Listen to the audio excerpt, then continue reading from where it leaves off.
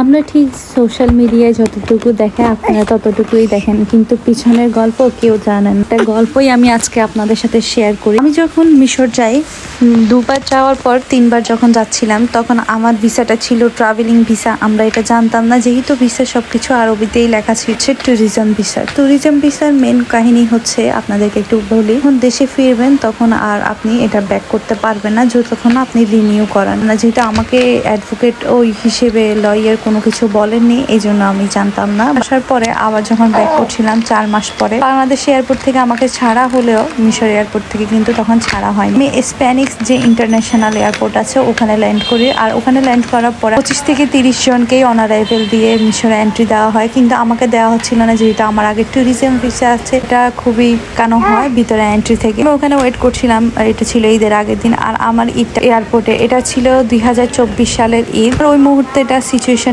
এমন ছিল যে আমি ফুললি পরে ঈদের দিন বিকালে তারা আমাকে এয়ারপোর্ট থেকে ছাড়ে, আর আমার ট্রানজিট কুয়েতে এয়ারপোর্টে প্রায় 23 ঘন্টা ট্রানজিট শেষ করে আমি পরের দিন আবার দেশে ব্যাক। টোটাল এই 4টা দিন অনর্থক, কোনো ইস্যু ছাড়া আমি যে সাফারটা পেয়েছি, যেটা ফেস করেছি, আসলে এটা ভাষায় প্রকাশ করার মতো না।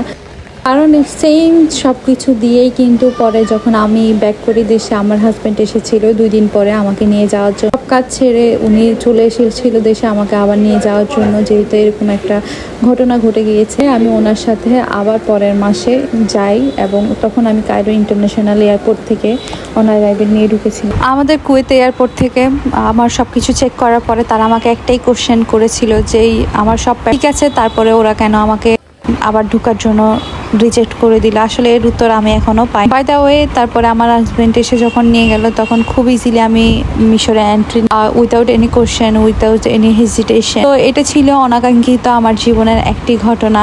এরপরে মিশরে যাওয়ার পরে আরো কিছু কঠিন পরিস্থিতির মধ্য দিয়ে আমি যাই, তো সেগুলো আমি আরেকদিন আপনাদের সাথে শেয়ার করব। ভিডিওটি ভালো লাগলে অবশ্যই সবাই কমেন্ট করে জানাবেন। আজকের মতো আল্লাহ।